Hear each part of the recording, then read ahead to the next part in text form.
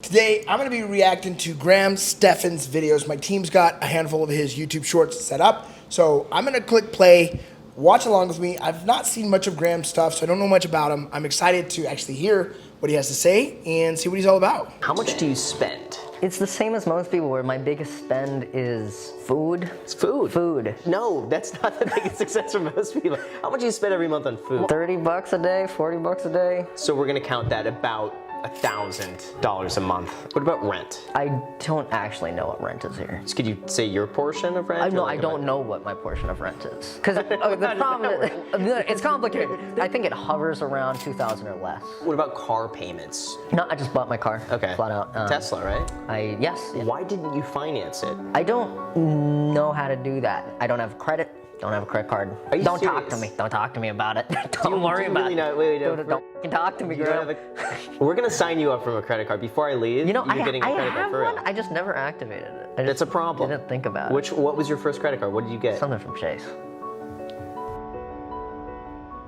I really have no idea what I just watched right now, quite honestly. I do have food expense at my house because I have kids, but it's definitely not my biggest expense in life, and I have credit cards. I recommend you have credit cards. I don't mean to buy bad stuff. I don't mean bad debt. I mean use it to be smart. Like I spend probably $250,000 or more on my Amex every year, and I get to fly first class everywhere I go when I need a flight because of all the Sky Miles. So I'm leveraging it, but I pay that off every single month. So make sure you use a rewards card. Let's go to the next video. I hope it's better than this one. Dogecoin Millionaire, we did a 1-hour podcast, and the second half of that podcast was just trying to convince him to sell. This is someone who's making 50 grand a year, and he sold everything he had, maxed out his credit cards, and put 150 or 200 grand in Dogecoin. And at the peak, it was worth $3 million. Yep. And we broke it down. I'm like, dude, you will never have to work a day in your life after tax.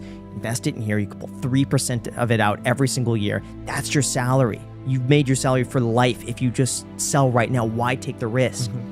And so, he didn't sell. Dude, that sucks for this Dogecoin millionaire because here's what I know. When you feel like riding the wave longer, sell, get out. Now, he could have sold half of it and left half in case he was wrong and it was still going up. But what I do know is no one is so freaking smart that they can time the market. If I was up that much, I would have been selling parts of my portfolio, probably all of it, because Dogecoin was banana sandwich. He was obviously emotionally tied to it. I have no idea what Dogecoin is worth now, but this is one of the problems with cryptocurrencies is people were leveraging all of their lines of credit because they saw their friends getting like instantly rich and they wanted to do it too.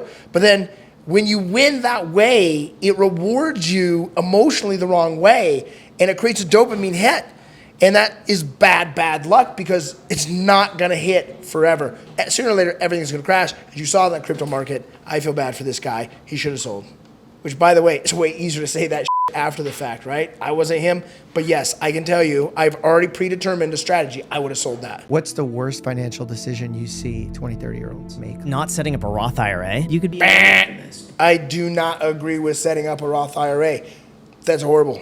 That's my thoughts. And wanna it's explain incredibly what that is? easy. It's a retirement account. And by the time you're 65, all that profit you make within the account is tax-free. But the goal is that when you're young and doing that, you have 40 years of compound interest where all of a sudden that... I do agree with compound interest. I just think you can make way better investments that are double-digit and triple-digit rate of returns.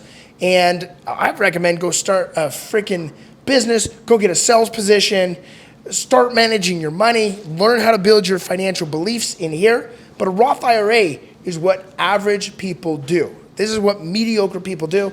I would not do a Roth IRA. I also think that even though it is tax-free at the end, you are not necessarily getting your highest compound interest through a Roth IRA.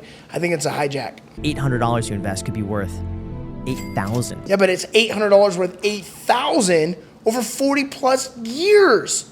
Think about inflation along the way. You're actually not going to be able to barely keep up with inflation. All you're doing is barely keeping your buying power. You could use that for other ways.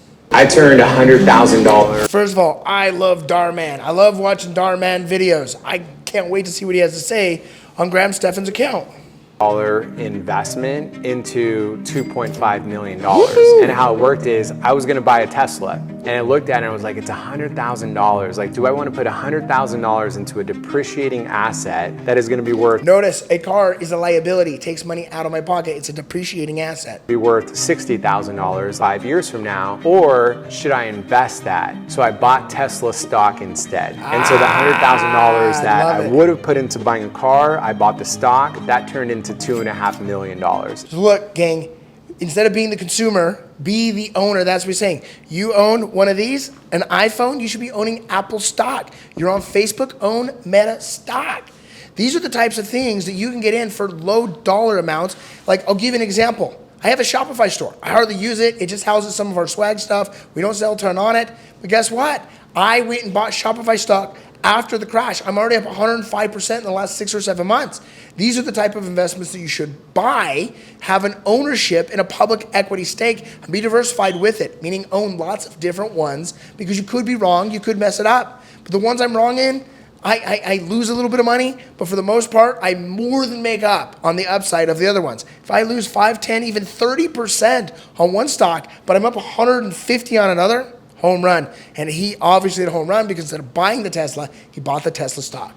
I knew Darman would come through for us. At 16, I started getting into Tony Robbins. Okay. And I already love him. Think and Grow Rich, Yep. How to Win Friends and Love him, Influence love People. him. Two of the greatest Awaken books. the Giant Within. Yes. Stop You and Get My developed Head a Right. mindset that really set yeah. you up big time. Yeah. How would you describe that mindset? Well, the best one that summarized it was a book called The Winner Effect, Yeah. which is where you get one win.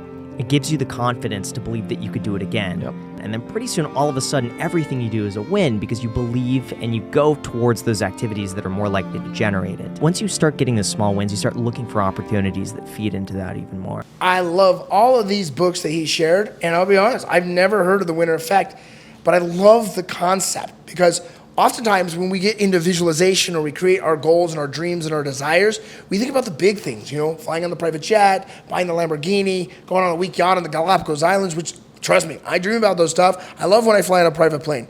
But you know what I do is I visualize the small wins every single day.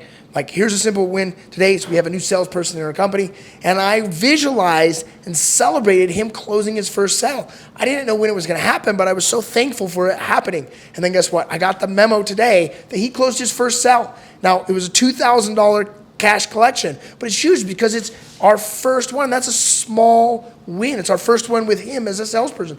And when we celebrate those small wins, I totally agree. I'm gonna go check out the book now, Winner Effect, but I agree with the concept. Nice video. This is the strategy that people employ.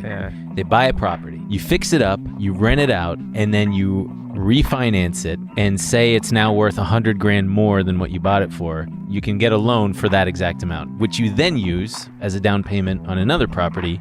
Rinse and repeat. Do I have that right? So let's say the property goes from 1 to 1.1. They'll give you 70 to 80% of that. That extra $100,000, they give you $70,000 to $80,000 of that. It's just that simple, folks. Yeah. Completely agree with this as well. That's how I've done with almost all of my properties over the last decade. And I went in, I bought them, I rehabbed them, I rented them out. And especially the last 4 years when they really took off, I refinanced twice along the way, pulled cash out, went and bought more real estate. In fact, the property I'm in right now, this is commercial space. On the other side of this wall is our studio. I bought this project, this exact method that they're talking about. Then I refinanced all of my cash out of that and I moved it into another project. So this is a home run. Great share on this today. All right, thanks for watching today. Go ahead and smash that like button. And if you thought today's video was gonna add value to someone's life, go ahead and share it. I wanna see your thoughts in the comments down below. What do you think about Graham Stephan? Did you agree or disagree with his concepts? I wanna know in the comments. I'll see you soon. Look, I wanna say thanks for watching my video. And I know that this isn't for everyone, but it is for certain people that are ready to make big changes. Like, they're ready to create residual revenue. They're ready to become real business owners. They're ready to have a business that makes money even when they're not working. And if that's you, I want you to click the link down in the description, and I want to give you an opportunity to have what's called a triage discovery call. We're gonna meet with my head coach and learn where you're stuck in your business and what changes you gotta make so that you don't have to work to make money. And I want to say again, I know that sounds crazy, but imagine you took time off and you still made money. That doesn't mean you don't have a business to grow. You absolutely do. But I'm going to teach you how to grow a business that makes money even when you're not there working. So click the link down below, get your free consultation with my team, and let's really discover where you're at and how you can create it. We'll see you there.